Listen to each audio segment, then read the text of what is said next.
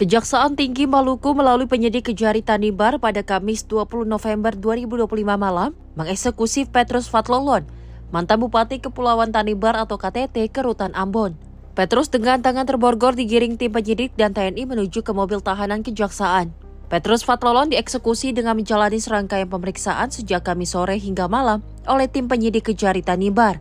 Dalam penyidikan, Petrus Fatlolon yang menjabat Bupati sejak 2017 sampai 2022 ditetapkan sebagai tersangka dalam dugaan tindak pidana korupsi penyalahgunaan keuangan negara terkait penyertaan modal pemerintah daerah kepada PT Tanimbar Energi yang bersumber dari APBD tahun anggaran 2020 sampai dengan 2022.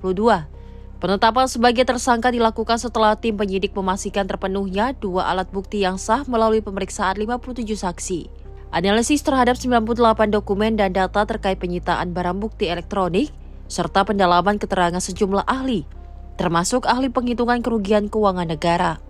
Dari fakta penyidikan yang menunjukkan bahwa rangkaian penganggaran dan pencairan dana penyertaan modal kepada PT Tanimbar Energi berlangsung sepenuhnya di bawah kendali dan persetujuan sang mantan bupati yang sekaligus menjadi pemegang saham. Dari hasil penyidikan, dana penyertaan modal tersebut terbukti digunakan tidak sesuai peruntukan, sehingga negara alami kerugian hingga Rp6.251.566.000. Hasil penyidikan atas dugaan tindak pidana korupsi penyalahgunaan keuangan negara terkait penyertaan dana modal pemerintah daerah Kabupaten Kepulauan Tanimbar kepada PT Tanimbar Energi yang bersumber dari APBD tahun anggaran 2020 sampai dengan 2022. Setelah melalui proses penyidikan yang cermat, objektif, berdasarkan standar pembuktian yang ketat, tim penyidik secara resmi menetapkan Petrus Fatlolon, mantan Bupati Kabupaten Kepulauan Tanimbar periode tahun 2017 hingga 2022 sebagai tersangka. Penetapan ini dilakukan setelah tim penyidik memastikan terpenuhnya minimal 2 alat bukti yang sah melalui pemeriksaan-pemeriksaan yang kami lakukan.